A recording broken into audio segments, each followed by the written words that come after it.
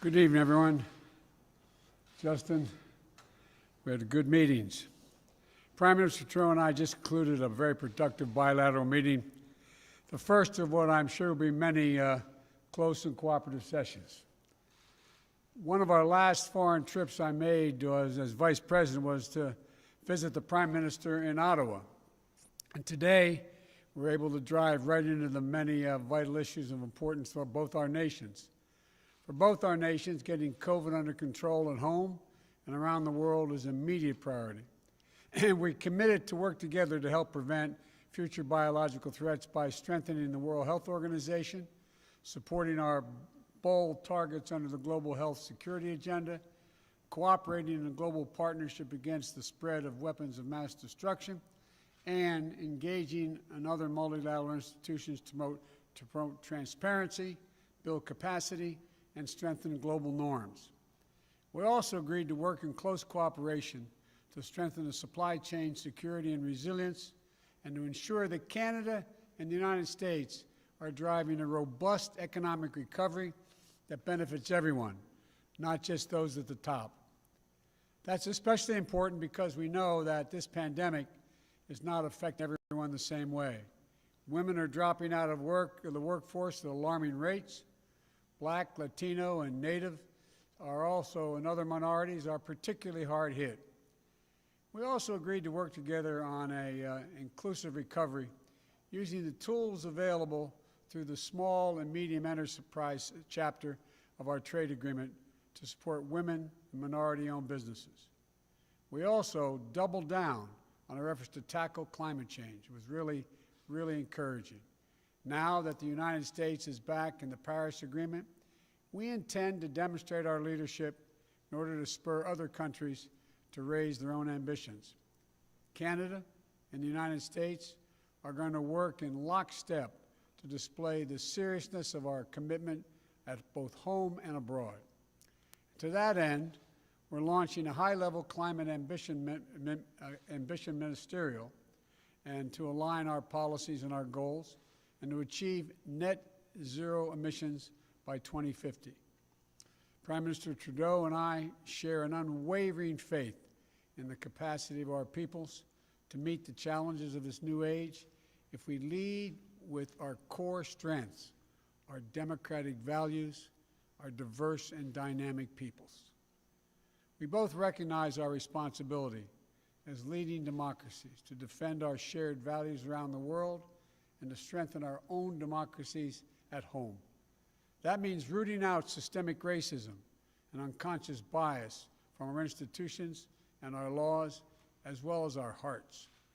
Today, we agreed to reestablish the Cross-Border Crime Forum and work together to modernize our approach to community safety and to do the most we can, do more to take on racism and discrimination in both our systems. Canada and the United States are not only vital partners, we're NATO allies committed to shared defense. The Prime Minister and I discussed our work with our European allies to bolster transatlantic security, which includes meeting our Wales commitments. We also agreed to modernize the North American Aerospace Defense Command, NORAD, which is still the only binational military command of its kind. And we will launch an expanded U.S.-Canadian Arctic dialogue to cover issues related to continental security, economic and social development, and Arctic governance.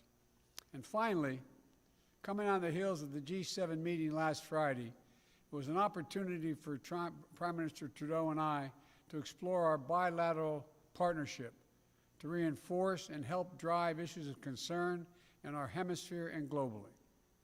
That includes coordinating our approaches to better compete with China and to counter threats to our interests and values. Let me reiterate our support for the release of the detained in China, 2 Canadians, Michael Spavor and Michael Coving. Human beings are not bartering chips. You know, we're going to work together until we get their safe return. Canada and the United States will stand together against abuse of universal rights and democratic freedoms. We're going to strengthen our shared commitment to providing safe haven for refugees and asylum seekers, and so much more. The United States has no closer and no more important friend than Canada. Our nations share a close geography and history that will forever bind us together, but our values are even more consequential. But it's the shared spirit of our people that's going to ensure ours is a future of hope and opportunity. Canadians and Americans are innovative, creative, entrepreneurial, competitive, open-hearted, and rights-respecting. There's nothing we cannot achieve when we commit ourselves to it. And when we work together, as the closest a friend should, we only make each other stronger. So thank you again, Mr. Prime Minister, for your friendship and for your leadership. And I look forward to when we're able to meet in person and all that Canada and the United States are going to accomplish together. So God bless you, and thanks for today. Thank you so much, Joe. Thank you, tout le monde. Merci tout le monde. Let me begin by saying that all of us are thinking of our friends in Texas right now. I know Sask Power has been sending electricity down, and as I told the President, Canada is here to help however we can. Mr. President, it's been great to sit down with you this afternoon. This is, of course, not the first time we've worked together. Back in 2016, I had the pleasure of hosting you here in Ottawa as Vice President. Over dinner, I remember talking about how the extraordinary friendship between Canada and the United States has not just weathered changing seasons, it has grown ever deeper and stronger. Well, today, we're taking our next step forward. The President and I discussed the ambitious new partnership roadmap based on shared values and priorities that will guide our country's work together over the coming years. In the face of COVID-19, of climate change, of rising inequality, this is our moment to act. So we're not wasting any time in getting down to work. Job one remains keeping people safe and ending this pandemic. This afternoon, the President and I discussed collaboration to beat COVID-19, from keeping key supplies moving and supporting science and research to joint efforts through international institutions. We're standing united in this fight. En plus de nos efforts communs pour combattre la COVID-19, on a aussi discuté de nos mesures strictes concernant les voyages pour protéger les gens des deux côtés de la frontière. Présentement, même si notre plus grande priorité est d'assurer la sécurité des gens, il faut aussi qu'on pense à notre avenir. Comme vous l'avez dit, Monsieur le Président, on doit rebâtir en mieux. La dernière année a révélé toutes sortes d'inégalités dans nos sociétés et plus que jamais, il est temps d'agir. Le moment est venu de rebâtir des économies plus fortes dont tout le monde pourra profiter. I know the President and I are on the same page when it comes to standing up for the middle class and people working hard to join it. And with millions of families relying on the Canada-US partnership, this is work we must do together. Just take the energy industry. Canadian energy workers power homes on both sides of the border. It goes to show that we're all better off for this partnership.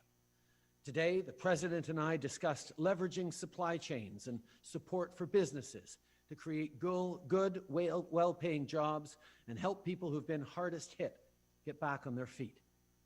Ici au Canada, l'innovation et l'énergie propre occuperont une place cruciale dans notre plan pour rebâtir notre économie.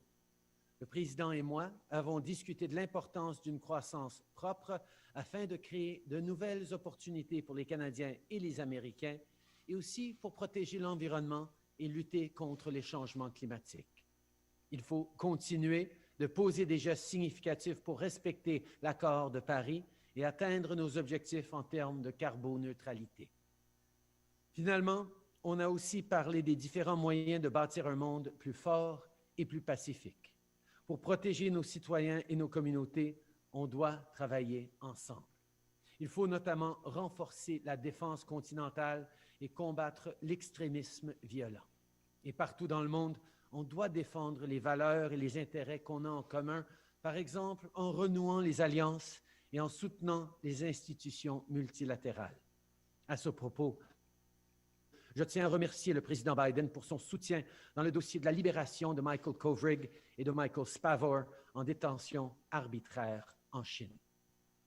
We're facing tough times, there's no doubt, but we're not facing them alone. Canada and the United States are each other's closest allies, most important trading partners, and oldest friends. And we stand united to beat this pandemic and build a better tomorrow, and I know our bond will grow even stronger. Thank you, Mr. President. Thank you, Joe, for your leadership, for your engagement, and thank you in advance for all the great work we're going to be doing together. Merci, Thank you, mon ami. Justin. Au revoir. Bonsoir.